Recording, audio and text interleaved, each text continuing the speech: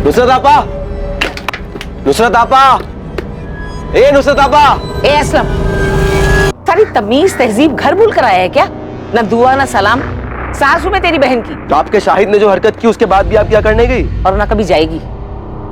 तू कर क्या रहा है यहाँ? आपा को घर ले जाने आया हूँ। कोशिश करके तो देख। असलम तुम यहाँ? चले आपा, तेरा शौहर अभी घर नहीं आने वाला है। चल अपना सामान बांध और घर चल मेरे साथ। मैं कह रहा हूँ ना, चल। नुसरत अंदर जा। आपा। असलम, एक बात कान खोल के सुन ले, ये घर नुसरत का है और वो यहाँ से कहीं नहीं जाएगी। और दोबारा मेरे घर के दरवाजे पे आकर इस तरह चिल्लाया ना तो समझ लेना, ये सरोटा सिर्फ सुपारी नहीं, जबान भी काट सकता है।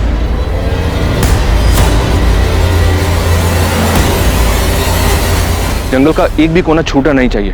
अंदर तक छान मारो। शायद अगर मर चुका है तो उसकी लाश यहीं कहीं जंगल में होनी चाहिए। मुझे रावत फैमिली कुछ ठीक नहीं लगती। अदिति के गायब होने के कुछ दिन बाद जब हमें अदिति और शाहिद के बारे में पता चला तो इन लोगों ने केस क्लोज करने के लिए बोल दिया। इनफैक्ट इस बात का जिक्र भी नहीं किया कि अदिति और शाहिद शादी करने के बाद उनके घर आए और अब जब अदिति की डेड बॉडी मिली है तब इन लोगों ने बताया कि वो दोनों घर आए थे। मतलब आपको लग रहा है कि? हाँ, शक है। उस दिन शायद मामला हद से ज्यादा बिगड़ गया हो, कहासुनी भी हुई हो। वैसे भी अदिति की फैमिली काफी कट्टर ख्यालत की, खासकर उसके ताऊजी जगमोहन रावत।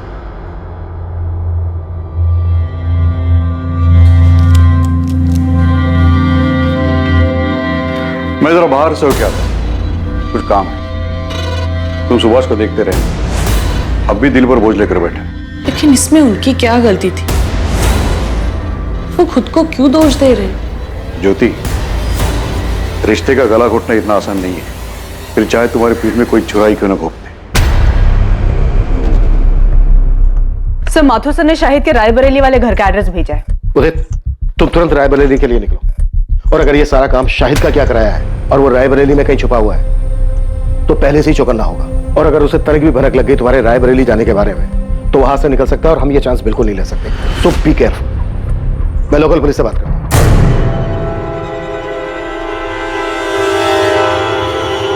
अम्मी, आप मानिए या ना मानिए, लेकिन सच यही है कि आपकी जिद की वजह से मैंने नुसरत से निकाह किया। हमारे बीच में प्यार जैसा कुछ था ही नहीं, तो ऐसे निकाह का क्या फायदा जहां दो इंसान खुशी ना हो। बस, नुसरत के खिलाफ मैं कुछ नहीं सुनूंगी। अम्मी, मैं चुप कर। बेहया कहीं की, कैसी बेशर्म लड़की है। अरे शादी का इतना ही शौक था तो जाके अपने माँ बाप से बोलती ना। जवान है, सुंदर है, और कौन सी तेरी उम्र निकली जा रही है जो तूने मेरे शादीशुदा बेटे को फंसा लिया। अम्मी, ये लड़की अपने घर के ऐशो आराम को छोड़कर मेरे साथ आई क्योंकि मुझसे सच्चा प्यार करती है ये, और मेरे लिए बहुत मायने रखता है। और शाहिद, मैं आपके लिए कोई मायने नहीं रखती। बस नुसरत, इस बेगैरत के लिए आंसू बहाने की कोई जरूरत नहीं है। शाहिद, आज तुझे फैसला करना होगा। या तो इस लड़की को छोड़कर तू इस घर में हमेशा के लिए वापस आ जा, या इस घर को छोड़ दिया। अम्मी, चल, आपकी जबरदस्ती की वजह से मैंने नुसरत से निकाह किया। हमारे बीच में प्यार जैसा कुछ था ही नहीं।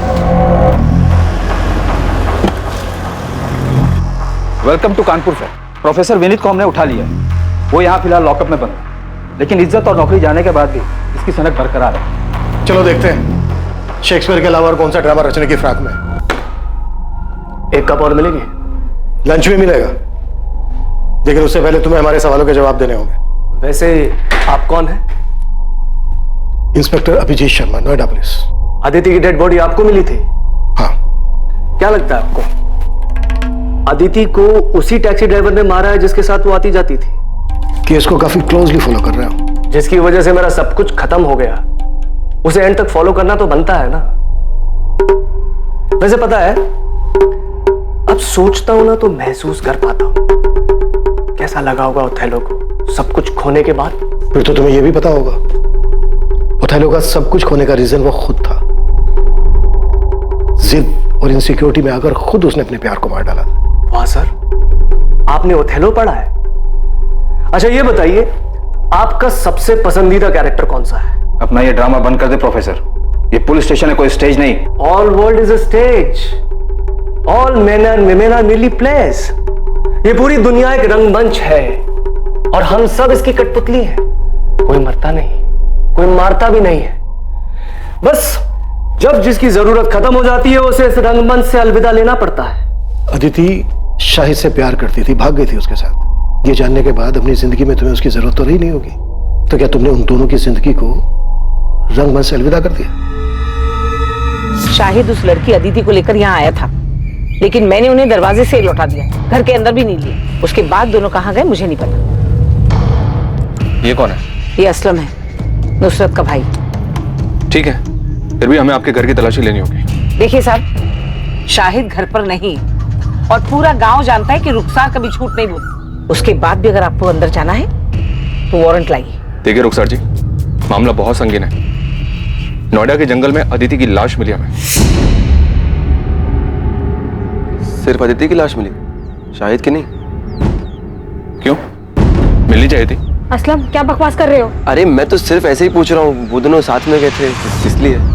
साहब शाहिद कहाँ है? हम वही तो पता लगाने की कोशिश कर रहे हैं। अब या तो शायद अदिति को मार के गायब हुआ है, या फिर शायद वो खुद भी जिंदा नहीं है।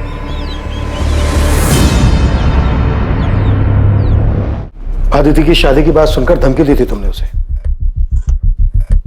कि वो सिर्फ तुम्हारी है, लेकिन फिर जब तुम्हें पता चला कि अदिति पहले से ही एक मामूली से टैक्सी ड्राइवर शाहिद से शादी कर चुकी है, तो बहुत गुस्सा आया होगा तुम्हें, बहुत चोट पहुंची हो, क्योंकि एक मामूली सा टैक्सी ड्राइवर तुम्हारी जगह जो ले चुका था।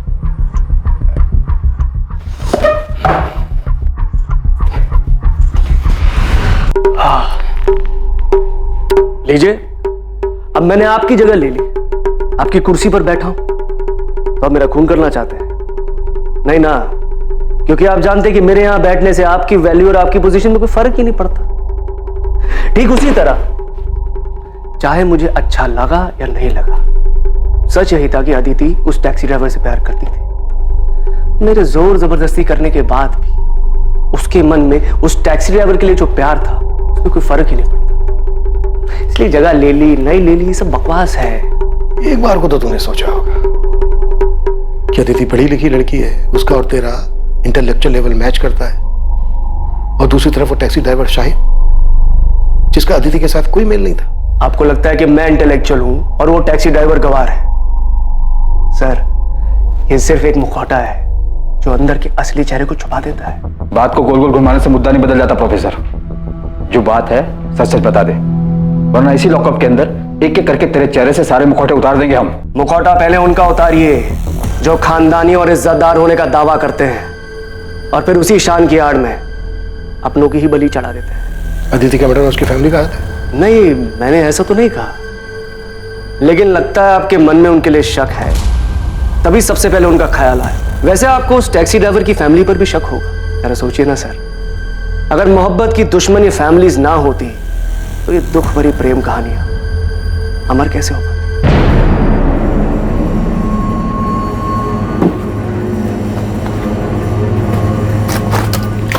सुनिए, खाना लग गया है। हाँ, इतने पैसे? वो ऑफिस में एक एम्प्लॉय की माँ हॉस्पिटल में एडमिट है, उसकी मदद के लिए।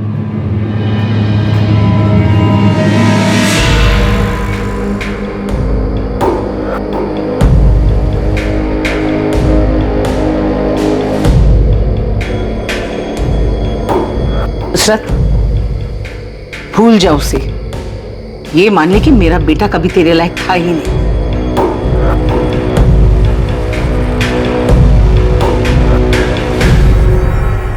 साहब, मेरा भाई असलम दिल का बहुत अच्छा है, उसने कभी किसी का बुरा नहीं चाहा, लेकिन शाहिद की दूसरी निकाह की बात सुनकर वो बहुत गुस्सा हुआ था।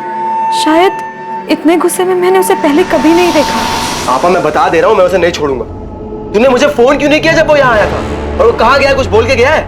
नहीं। शायद वापस से कानपुर गया होगा, वहां का पता है मेरे पास। अभी जाके मालूम करता हूँ और उसका ऐसा बुरा हाल करूंगा, उसको और उस बेगैरत लड़की दोनों को तुझे धोखा देने की ऐसी सजा दूंगा ना आपा, तू देख। असलम, ये क्या कह रहे हो तुम? तुम ऐसा कुछ नहीं करोगे। अरे छोड़ आपा।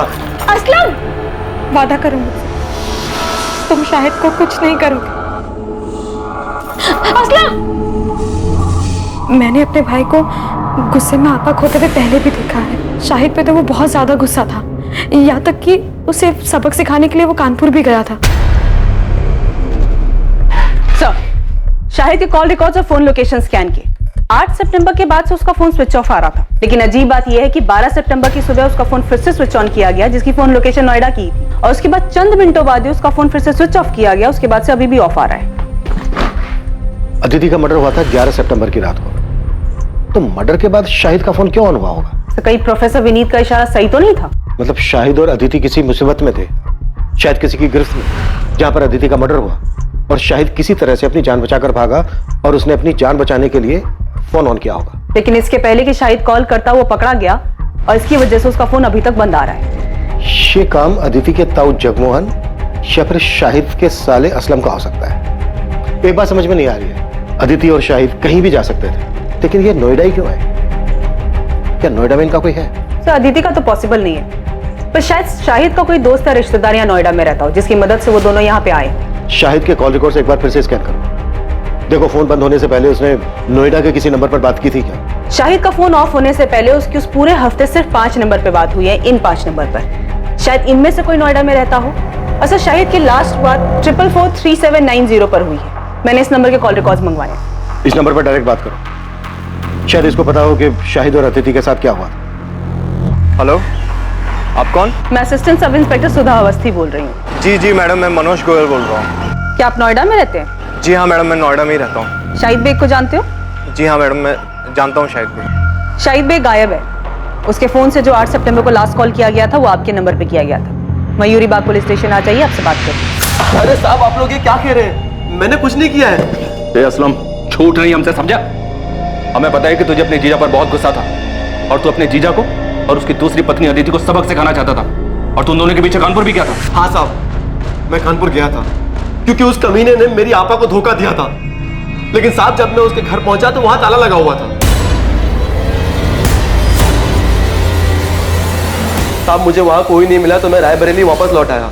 और साहब अगर मुझे वो शाहिद मिल भी जाता तो मैं उसे 2 हाथ मारकर छोड़ देता, उसकी जान थोड़ी ना लेता। आखिर मेरी आपा का पति है वो, उसको मारकर मैं अपनी आपा को बेवा नहीं कर सकता था साहब। मैं तो सिर्फ उसे सबक सिखाने के लिए, डराने धमकाने के लिए गया था, ताकि वो उस लड़की को छोड़कर मेरी आपा के पास वापस आ जाए। मान लिया कि तू अपनी बहन के पति को नहीं मार सकता था, पर तू अपनी बहन के सौतन को मार के अपनी बहन के घर को दोबारा तो बसा सकता था ना?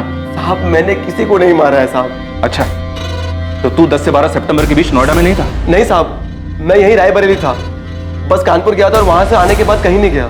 तेरे कॉल रिकॉर्ड्स मंगवाए हमने, समझा? अगर पता चला ना कि तूने झूठ बोला हमसे, तो कानपुर तो क्या, तो इस थाने के बाहर 4 कदम चलने लायक नहीं बचेगा, समझा? पुलिस अलग अलग दिशाओं में हाथ पैर मार रही थी, लेकिन इस केस की तहकीकात ने अब तक कोई दिशा नहीं पकड़ी थी। किसी भी संदिग्ध के खिलाफ कोई पुख्ता सबूत नहीं मिल रहा था, और दूसरी तरफ शाहिद के बारे में भी कोई खबर नहीं मिल पाई थी। लेकिन अब जो खबर सामने आने वाली थी, उससे इस केस का रुख बदलने वाला था।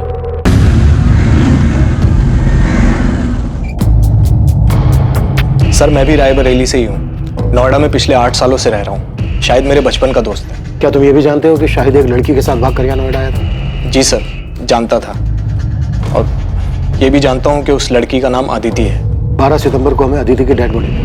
क्या डेड बॉडी? शाहिद का डर सही नहीं। शाहिद अदिति के साथ ऐसा नहीं कर सकता। वो दोनों एक दूसरे से बहुत प्यार करते थे, उन दोनों ने शादी भी की थी, पर उनके घर वालों ने मानने से इनकार कर दिया, तो उसने मुझे फोन किया। उसे कुछ पैसे और रहने के लिए जगह चाहिए थी। देख, अभी मेरे पास ना सिर्फ 5000 रुपए हैं, मैं तेरे अकाउंट में ट्रांसफर कर रहा हूँ। तुम दोनों टिकट कराओ और इधर नोएडा आ जाओ, बाकी इधर मिलकर सोचते हैं, ठीक है? देख, अगर तू कह रहा है ना कि अदिति के घर वाले कुछ भी कर सकते हैं, तो तेरा कानपुर छोड़ने का फैसला बिल्कुल सही है। मैं अदिति को कुछ नहीं होने दे सकता, मैं बस जल्दी से नोएडा की ट्रेन पकड़ के आ रहा हूँ। अब हमें कानपुर या रायबरेली में रहने में डर लग रहा है। सर शाहिद मेरे पास यहाँ नोएडा आ गया था। तो 2 दिन शाहिद यहाँ नोएडा में तुम्हारे पास तुम्हारे घर पे रुका था? हाँ सर, मैंने इंतजाम किया था। वैसे मैं एक छोटा मोटा स्टेट एजेंट हूँ सर। सेक्टर 49 में एक फ्लैट मेरे पास खाली पड़ा था, उसकी चाबी मेरे पास ही थी। वो फ्लैट मुझे किराए पे चढ़ा, तो मैंने शाहिद और अदिति को वहाँ रहने दिया।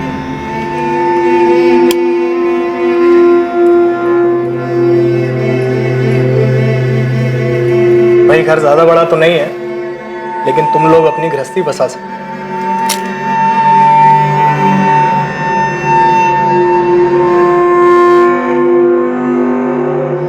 घर बड़ा नहीं, इंसान का दिल बड़ा होना चाहिए, जैसे कि आपका है।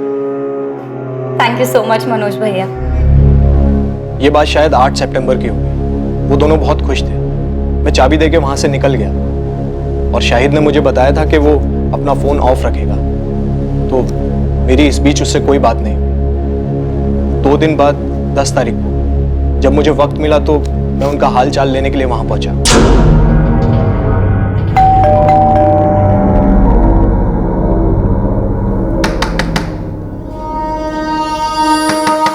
जब काफी देर तक दरवाजा पीटने के बाद भी उन्होंने कोई जवाब नहीं दिया तो मुझे थोड़ा अजीब लगा। मेरे पास फ्लैट की डुप्लीकेट चाबी थी जिससे मैंने फाइनली दरवाजा खोला।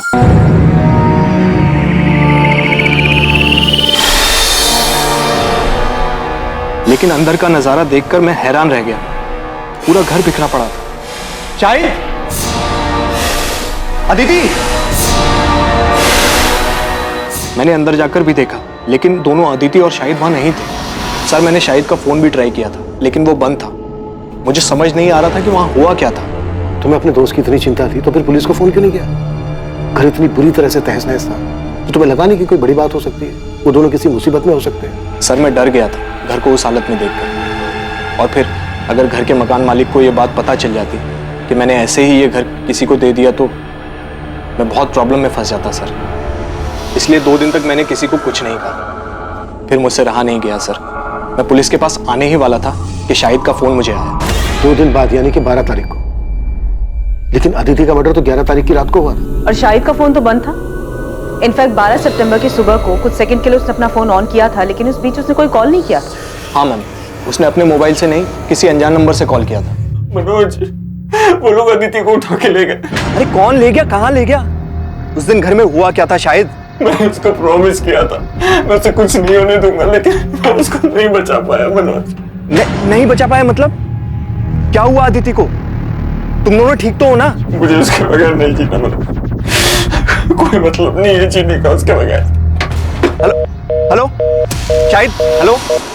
सर, मैंने फिर से उस नंबर पर कॉल किया तो पता चला वो नोएडा के किसी पीसीयू का नंबर है। मैं बहुत डर गया था सर, मुझे कुछ समझ नहीं आ रहा था। मैंने तो दोस्ती यारी में उसकी मदद की थी पर इस झमेले में और नहीं फंसना चाहता था, इसीलिए मैंने किसी को कुछ नहीं बताया। अच्छा, शाहिद ने जब उस दिन तुम्हें फोन किया और कहा कि कुछ लोग अदिति को उठाकर ले गए, क्या लगता है तुम्हें शाहिद किसकी बात कर रहा है? पता नहीं सर, उसने किसी का नाम तो नहीं बताया, पर हाँ उसने एक बार बताया था कि अदिति के घर वाले काफी रूढ़िवादी किस्म के लोग थे। मुझे पता नहीं, पर उस दिन शाहिद से बात करके मुझे सबसे पहला ख्याल अदिति के घर वालों का आया।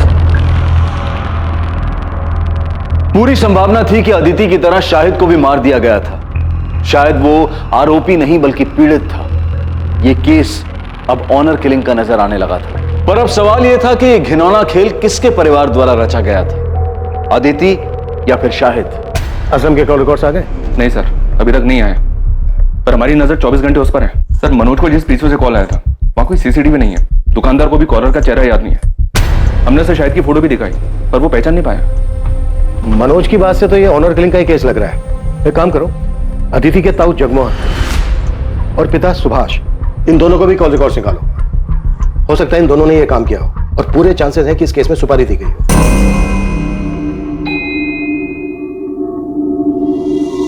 कहीं जा रही हो? हाँ, वो थोड़ा बाजार जा रही थी, सामान लाना था। अरे तो ड्राइवर को बोल देती, वो लेके आता। अरे नहीं, यही पास के बाजार ही जा रही हूँ, पैदल चली जाऊंगी, इसी बहाने थोड़ा चलना हो जाएगा। चलती हूँ।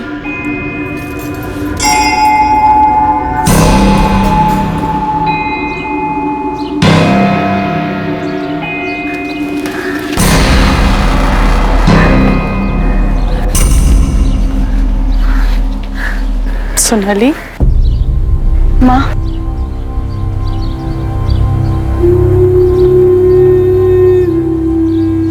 सोनाली, तुझे ये जगह याद है? तुझे और अदिति को ये जगह बहुत पसंद थी। तू तो दूसरे बच्चों के साथ खेलती थी, लेकिन अदिति चुपचाप एक जगह बैठकर किताब पढ़ा करती थी। मैंने जो किया उसके लिए अब तक नाराज हो आप मुझसे, या आप पापा से डरती हैं कि उन्हें पता चल गया तो बवाल मचा देंगे? सोनाली, ये सब इतना आसान नहीं है। हम जिस समाज में रहते हैं बस इसी समाज की वजह से आज तुम्हारी दोनों बेटियां तुमसे अलग हैं। और पापा की रूढ़िवादी सोच की वजह से ना आज अपनी एक बेटी को हमेशा हमेशा के लिए खो चुकी हैं आप। घर में अगर कम से कम आपने अदिति को समझने की कोशिश की होती ना तो इस तरह घर से भागी नहीं होती। शायद उसके अकेलेपन का सहारा इसीलिए बन पाया क्योंकि हम लोग, उसका परिवार उसको समझ ही नहीं पाए। और इन्हीं सभी बंदिशों की वजह से उसने ये बगावत की थी। लेकिन इस बगावत का क्या फायदा? आखिर सजा तो उसे ही भुगतनी पड़ी ना। इसका मतलब अदिति की मौत उसकी बगावत की सजा थी। माँ मुझे सच सच बताओ, क्या अदिति को मरवाने में पापा का हाथ था? मुझे नहीं पता सोनाली, और सच पूछो तो मैं जानना भी नहीं चाहती। इसका क्या मतलब है माँ? आप कुछ जानती हैं? अदिति की मौत के बारे में आप कुछ जानती हैं?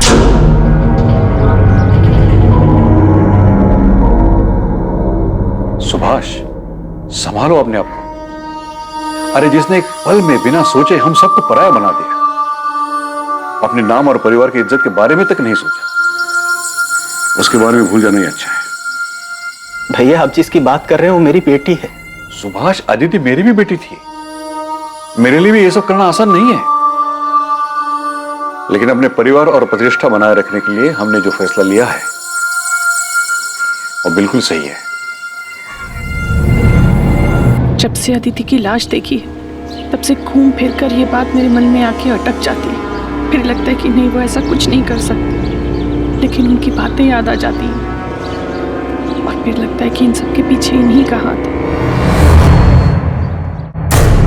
हाँ, ये सच है कि 3 साल पहले जब सोनाली घर से भाग गई तो मैंने कुछ लोगों को पैसे दिए, उन्हें सोनाली के पीछे भेजा था, लेकिन उसे मारने के लिए नहीं, बल्कि उसे वापस घर लाने के लिए। बाप हूं मैं उसका, कसाई नहीं हूं। इससे पहले कि वो भानु से शादी कर ले, मैं एक आखिरी कोशिश करना चाहता हूं। पहली बार सोनाली आपके हाथ से बच के निकल गई, आप कुछ नहीं कर पाए, लेकिन इस बार अदिति के वक्त आप कोई चांस नहीं लेना चाहते होंगे। वैसे भी अदिति आपकी सगी बेटी तो थी नहीं। जब अदिति और शाहिद आपके पास आशीर्वाद लेने आए होंगे तो आपका खून तो खोला ही होगा। मैं अदिति पर गुस्सा नहीं था, उसकी नादानी पर हैरान था।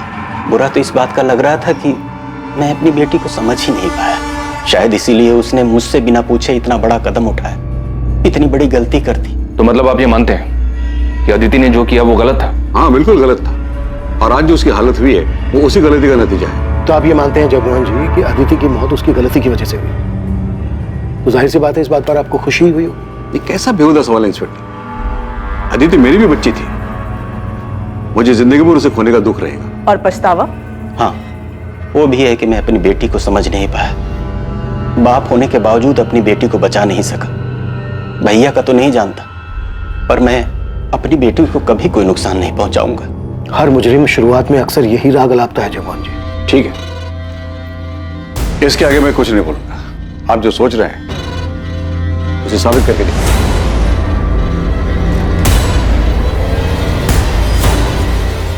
पॉसिबल है अदिति के ताऊ जगमोहन ने ही अदिति और शाहिद दोनों की सुपारी थी।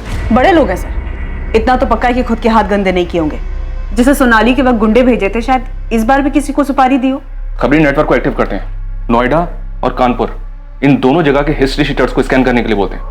अगर इन दोनों में से किसी भी जगह से सुपारी निकली होगी तो पता चल जाएगा।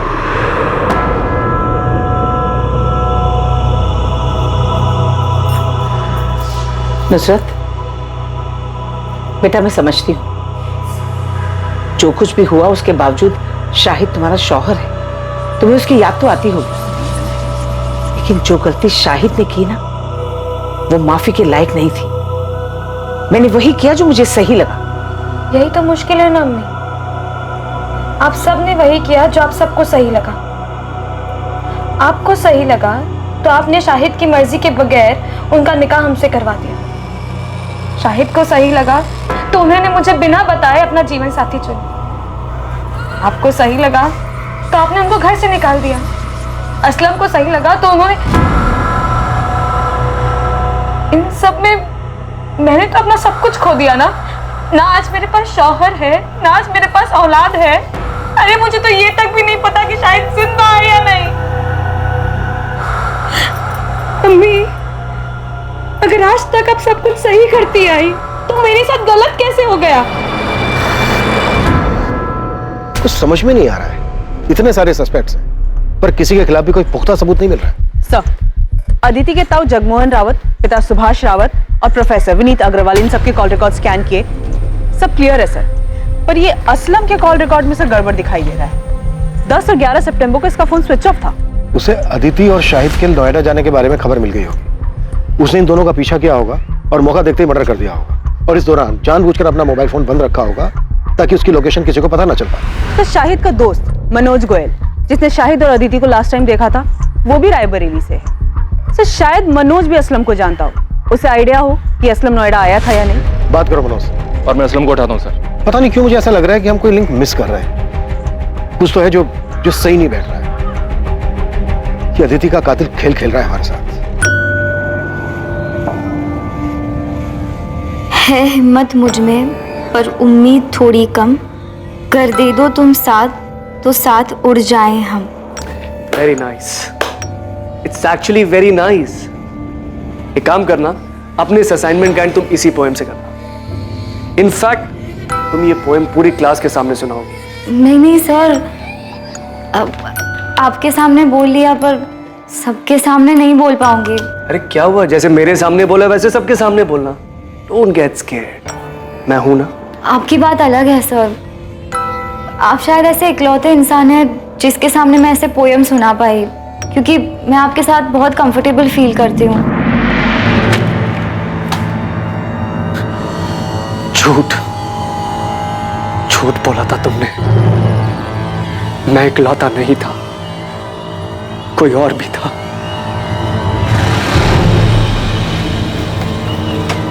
आ गया? जमानत मिली या जेल की दीवार फांद के आया है? ताना मारने की जरूरत नहीं है, पता है मुझे। पुलिस को आप ही ने चुगली की होगी। आपको लगता है अदिति और शाहिद को मैंने मारा? मुझे किसी को चुगली करने की जरूरत नहीं बच्चे, लेकिन हाँ, अगर मुझे पता चला कि तूने मेरे शाहिद के साथ कुछ किया है तो मैं पुलिस के पास जरूर जाऊंगी, लेकिन तुझे मारने के बाद। हाँ मैडम, शाहिद के साले का नाम असलम है, पर मुझे ये नहीं पता कि असलम शाहिद से गुस्सा था या नहीं। मैं उससे कभी नहीं मिला। और कुछ पता असलम के बारे में कि 10 और 11 तारीख को वो नोएडा में था या नहीं था? पता नहीं मैडम, पर असलम ने कुछ किया क्या? शाहिद के बारे में कुछ पता चला कि वो कहाँ है? मैम, वो मिल तो जाएगा ना? कभी कभी लगता है कि अदिति की तरह कहीं वो भी। मनोज, अभी इस बारे में कुछ पता नहीं चल पाया, लेकिन अगर तुम्हें कुछ पता चलता है या कुछ याद आता है तो हमें फौरन बता। जी मैडम।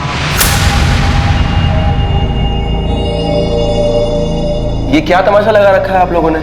जब देखो उठा ले आते हैं। सब समझता हूं मैं, आप लोग को कोई मिल नहीं रहा है इसलिए बार बार मुझे बलि का बकरा बना रहे हैं। गरीब आदमी उसने मेरा फायदा देख असलम, ये नौटंकी ना नेताओं के लिए छोड़ दे। इस बार पुलिस का डंडा चालू हुआ ना तो फिर रुकना मुश्किल है, सोच ले। कॉल रिकॉर्ड्स के हिसाब से 10 और 11 सितंबर को तेरा फोन बंद था। फोन क्यों बंद था तेरा? कहाँ था 2 दिन? यहाँ नोएडा शाहिद के पीछे आया था ना तू? नहीं सर, दोनों दिन मैं अपने घर पर ही था। मेरा फोन खराब हो गया था इसलिए बंद था, और मैं बीमार था इसलिए फोन ठीक करवाने बाहर नहीं जा पाया। इन 2 दिन में तेरे साथ था कोई जो तेरी इस बात को कंफर्म कर सके? ये इत्तेफाक नहीं हो सकता असलम कि जिस रात अदिति का मर्डर हुआ उस रात तेरा फोन भी खराब था। बल्कि सच ये है कि फोन तूने जानबूझ के बंद रखा था ताकि ये पता ना चल सके कि तू इधर नोएडा में फंस गया। तू असलम, बेहतर तेरे लिए यही है जो भी सच है वो गलत है, नहीं तो ऐसा बीमार करेंगे कि जिंदगी में कभी ठीक नहीं हो पाएगा। सोच ले। असलम को बुरी तरह से तोड़ा, लेकिन अभी वो वही रट लगाया हुआ है कि 10 और 11 सितंबर को रायबरेली में ही था। इस बात के कोई सबूत नहीं है और ना ही उसकी बहन को इसके बारे में कुछ पता है ठीक से। सर, अदिति के मर्डर में असलम के हाथ होने के पूरे चांसेस हैं, लेकिन असलम के खिलाफ अभी सारे सबूत सर्कमस्टेंशियल है। उसे बुक करने के लिए हमारे पास कुछ सॉलिड होना चाहिए। साहब, मैं देता हूँ ना सॉलिड खबर। कल शाम को मैं नोएडा हाईवे के ढाबे पे बैठा हुआ था। उस वक्त वो अपना हिस्ट्री सीटर है ना मोंटी, वो भी वहां पर आया हुआ था। अब क्या बताऊं दोस्त, आजकल लोगों को जुर्म की कदर ही नहीं है। साला पूरे नोएडा में रेड गिर गया, इसलिए ना मैंने अब बाहर का काम उठाना शुरू कर दिया। अभी कानपुर का काम उठाया था। बड़ा काम था क्या मोंटी भाई? अबे जबरदस्त काम था, एकदम जासूस टाइप का। पेमेंट सुनेगा ना तो साला दब के ही मर जाएगा। एक हिंदू मुस्लिम जोड़े को ढूंढने का काम था, सालों ने भाग के शादी की थी। तो काम हो गया था? अबे मोंटी शैम्पू कोई काम ले और वो होना, ऐसा होएगा कभी?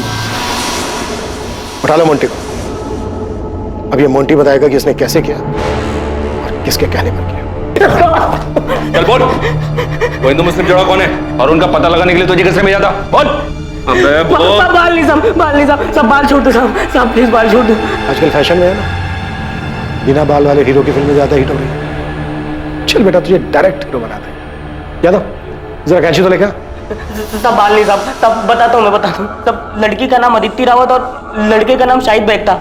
उनको ढूंढने का काम मिला था साहब। मैंने यूपी, दिल्ली, नोएडा हर जगह अपने लड़के घुमाए, लेकिन साहब उनका कुछ नहीं पता चल पाया साहब। अबे ओए, नौटंकी बंद कर, समझा?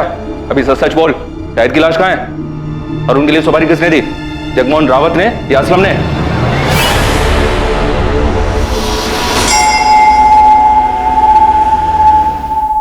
देखिए, बात को घुमाइए मत, सीधे सीधे बोलिए कि आपको लगता है मैंने अदिति को मारा है और आप मुझे गिरफ्तार करने आए। हम आपको नहीं, आपके भाई को गिरफ्तार करने आए।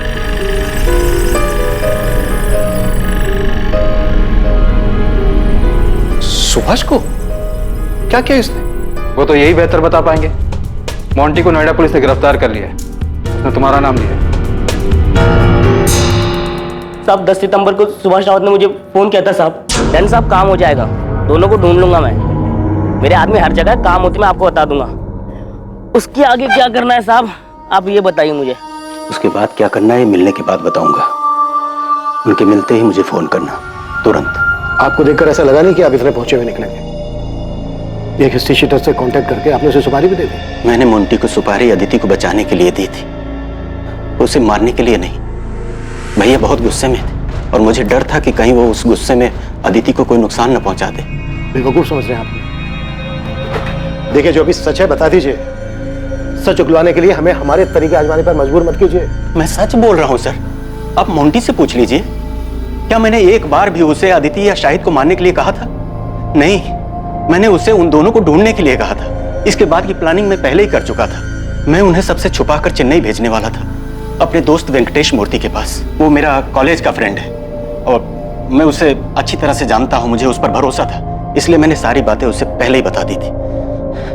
लेकिन इससे पहले कि मोंटी अदिति का पता लगा पाता, हमें अदिति की लाश मिलने के बारे में पता चला। अगर आपको फिर भी यकीन नहीं है तो आप वेंकटेश से पूछ लीजिए, उसका नंबर है मेरे पास। अदिति का मर्डर 11 तारीख को और 12 तारीख को शाहिद ने अपने दोस्त को फोन किया था कि कुछ लोग अदिति को उठाकर ले गए। मनोज, वो लोग अदिति को उठा के ले गए। आपको क्या लगता है शाहिद का दोस्त आपके भाई जगमोहन की बात कर रहा था? मुझे अंदाजा ही नहीं था कि मेरा अपना भाई मेरे बारे में इतनी घटिया सोच रखता है। ज्योति, तुम्हें भी ऐसा ही लगता है? ओह,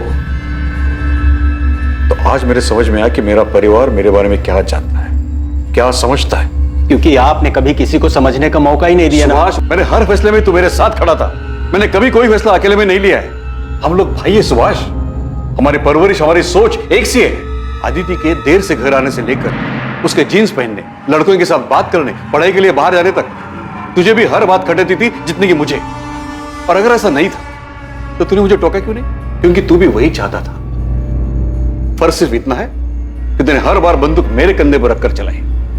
अदिति और शाहिद की शादी से तुझे भी उतना ही बुरा लगा था जितना कि मुझे। क्या पता तूने मोंटी को उन्हें बचाने के लिए भेजा था या मारने के लिए। आप कह रहे हो कि मैं खुद अपनी बेटी को मरवाऊंगा? अच्छा, अपनी बेटी?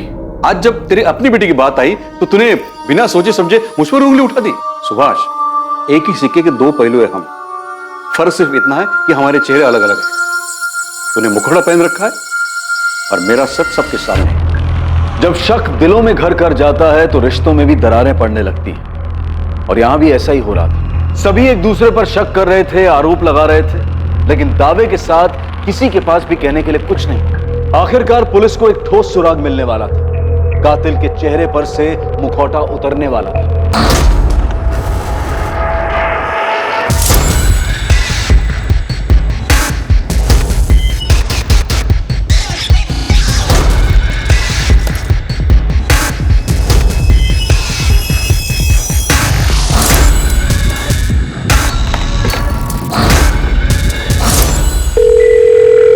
हेलो, एक टेम्पो का नंबर भेज रही हूँ, उसके ओनर की डिटेल चाहिए मुझे तुरंत।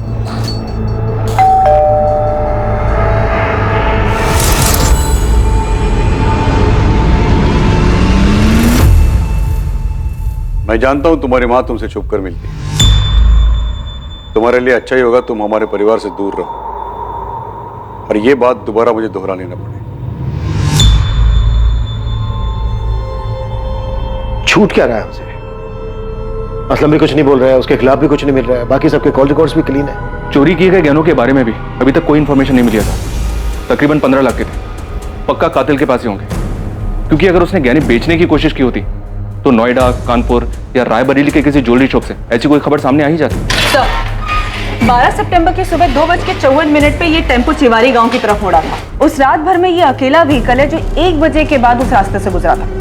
तो मुझे पूरा यकीन है अदिति को इसी टेम्पो में ले जाया गया होगा। और सर सबसे बड़ी बात, इस टेम्पो के ड्राइवर ने बताया कि उसके मालिक ने अचानक से उस रात फोन करके ये टेम्पो मंगवाया था। इसका मालिक का नाम?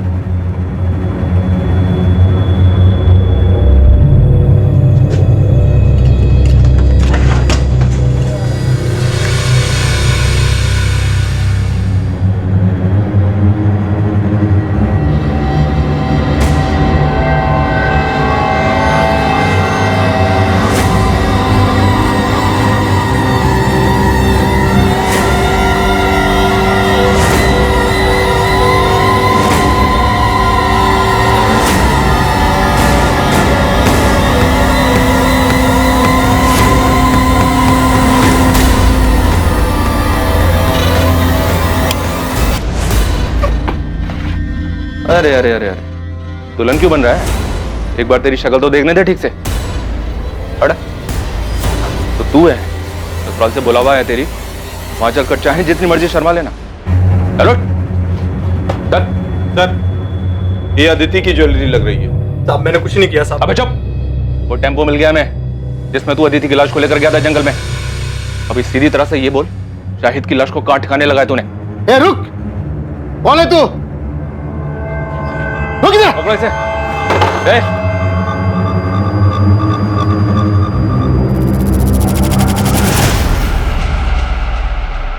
शाहिद बेग, ये जब से आया तब से इसने मुझे एक बार भी गहने छूने तक नहीं दिए।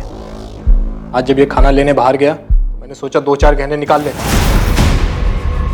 मेरे साथ गद्दारी कर रहा था।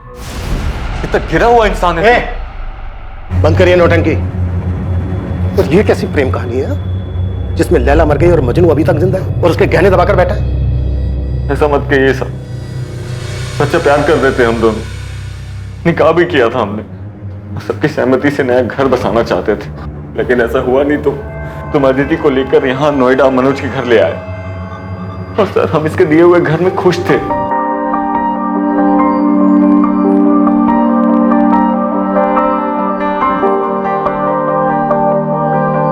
खुश तो हो ना तुम? मैं बहुत खुश हूँ। हम दोनों साथ हैं, यही काफी है। क्या बन रहा है भाई खाने में? मैं बस रोटियां बना रही हूँ, आप दोनों खाने बैठ जाइए। खुश तो हो ना तुम दोनों यहाँ? हाँ यार, तेरी वजह से कम हम दोनों के सर के ऊपर छत तो है, वरना पता नहीं हम दोनों कहाँ कहाँ भटकते रहते हैं। मैं प्लेट लगाता हूँ।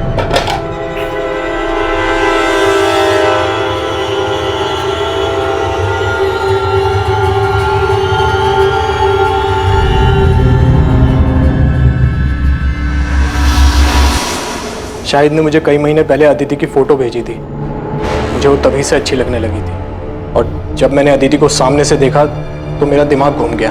मुझे हर जगह हर वक्त वो ही दिखाई देती थी। बस एक बार उसे पूरी तरह से पाना चाहता था। उसे सामने से देखकर बहुत बेचैन हो गया था मैं।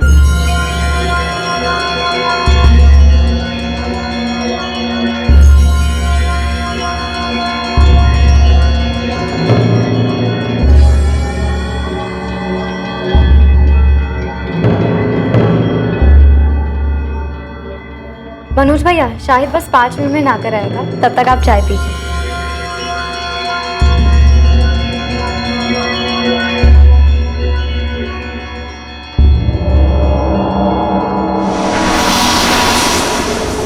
अब इस कमीने के मन में क्या चल रहा था मुझे जरा भी अंदाजा नहीं था। फिर आगे?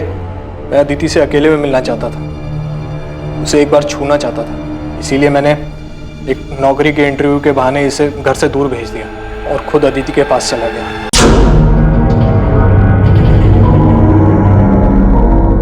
गया अदिति?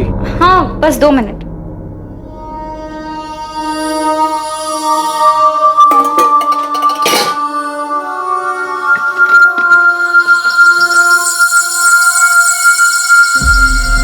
भैया आप वहाँ जाकर बैठिए ना, मैं चाय लाती हूँ। भैया क्यों बोल रही हो यार? नहीं, मैं तुम्हारा भैया हूँ ना तुम मेरी भाभी। बात तो शाहिद भी नहीं है। ये क्या कर रहे हैं आप? वही जो शाहिद करता है। दूर रहिए, पागल तो नहीं हो गए? देखिए, आप मुझसे दूर रहिए वरना ठीक नहीं होगा। शादीशुदा शाहिद में ऐसा क्या है जो मुझ में नहीं है? मुझे क्यों मना कर रही है? पागल तो नहीं हो गए? अब जाइए यहाँ से। साहब, तब तक भी मुझे नहीं मालूम था कि इसके दिमाग में क्या चल रहा है, लेकिन उस दिन जब मैं घर वापस आया तब मुझे पता चला कि कितना बड़ा कमीना है ये। अदिति, अदिति, अदिति! ये क्या किया तूने? शाहिद शांत हो जा भाई, देख गलती हो गई यार, बहक गया था। बहक गया था? चल, मेरी बीवी थी वो, प्यार करता था मैं उससे, छोड़ूंगा नहीं तुझे। शाहिद, चल बोला ना यार, गलती हो गई। दिमाग शांत रख और मेरी बात ध्यान से सुन। देख, रोग आकर अगर तूने ये ड्रामा किया ना तो देख हम दोनों फंसेंगे, और मैं बोल दूंगा कि इस कत्ल में तू भी शामिल है, और अदिति के घर वाले तुरंत मान जाएंगे। इसलिए हमारे लिए अच्छा यही होगा कि इस मामले को यहीं दबा दे। तुझे क्या लगता है तेरे बहकावे में मैं आ जाऊंगा? तेरा सच में दिमाग खराब हो गया है? देख देख शाहिद भाई, मेरी बात सुन यार, हम सालों पुराने दोस्त हैं यार, एक लड़की के चक्कर में अपनी दोस्ती खराब करेगा? अरे ये तो गई, वापस नहीं आएगी। इसके जैसी हजारों लड़कियां तुझे मिलेंगी। तुझे नई जिंदगी शुरू करनी थी ना, रायबरेली से बाहर निकलना था। मैं भी तेरे साथ चलूंगा, मेरे पास पूरा प्लान है, और हमारे पास इसके गहने भी हैं यार। हम दोनों की लाइफ सेट हो जाएगी, समझ रहा है मेरी बात?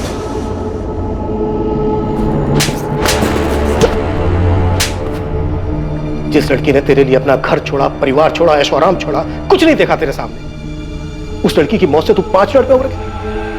ये प्यार था तेरा अदिति के लिए? क्या करता सर मैं, आप ही बताइए। अदिति तो मर गई थी, वापस नहीं आने वाली, इसलिए मनोज जैसा कहता रहा मैं वो करता रहा।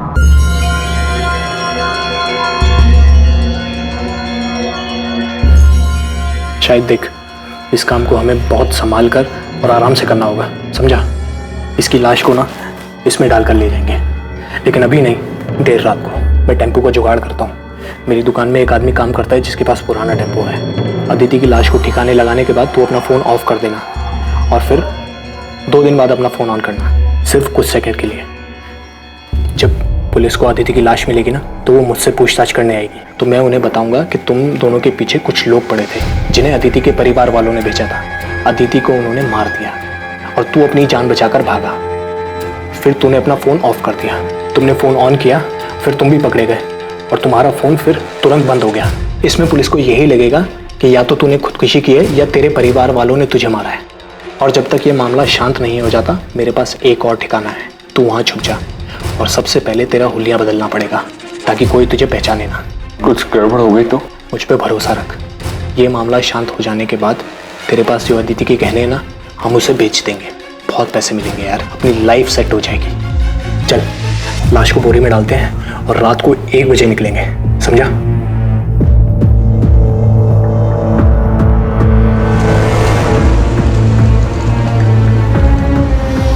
और फिर अदिति की लाश को हम जंगल में फेंककर घर वापस आ गए। साले तू अदिति से प्यार करता था, 5 मिनट में उसके कातिल के प्लान में शामिल हो गया ताकि तू अदिति के पैसों से एक सुकून भरी जिंदगी शुरू कर सके। मैं इसके बहकावे में आ गया था। मैं सच कह रहा हूँ, उसकी मौत का मुझे अभी भी बहुत अफसोस है। मैंने अपनी पूरी जिंदगी में तेरे जैसा स्वार्थी आदमी नहीं देखा। क्या नहीं था तेरे पास? हाँ? क्या नहीं था तेरे पास? एक समझदार बीवी थी, बेहद प्यार करने वाली अदिति थी, लेकिन सच ये है कि तू इनमें से किसी के लायक नहीं था।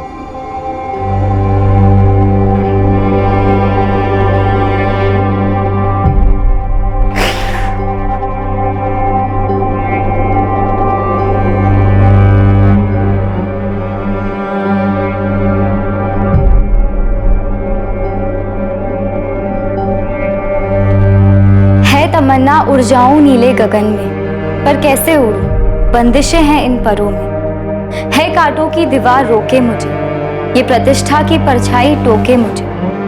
है अरमा छू लूं सितारों को, तोड़ दूं इन बंदिशों इन दीवारों को। है हिम्मत मुझ में पर उम्मीद थोड़ी कम है, कर दे दो तुम साथ तो साथ उड़ जाएं हम। झूठ का पर्दाफाश अक्सर इंसानी मंसूबों का भद्दा चेहरा सामने ले आता है। मुखौटा उतरते ही सच्चाई अपने आप सामने आ जाती है और इंसान की स्वार्थी, घिनौनी और लालची मंशाओं पर रोशनी पड़ जाती है। लेकिन इससे ज्यादा खौफनाक हकीकत इंसान के अंदर छुपा हुआ अंधकार है, जिससे वो खुद भी वाकिफ नहीं होता और जिसका आभास उसे जिंदगी की मुसीबतों के साथ जूझते हुए ही होता है। शायद भी अपने भीतर छुपे अपने इस खतरनाक रूप को शायद नहीं पहचानता था। उसने स्वार्थी होकर सिर्फ अपने बारे में सोचा, लेकिन मुसीबत के वक्त उसकी स्वार्थी फितरत की वजह से उसका मुखौटा उतर गया और उसके पीछे छुपा असल, घिनौना और भयानक चेहरा सामने आ गया। अब मैं अनूप सोनी आपसे विदा लेता हूं, फिर मुलाकात होगी एक और नए केस के साथ। देखते रहें क्राइम पेट्रोल सतर्क, सोमवार से शुक्रवार रात 10:30 बजे।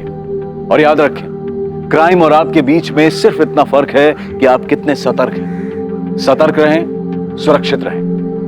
जय हिंद।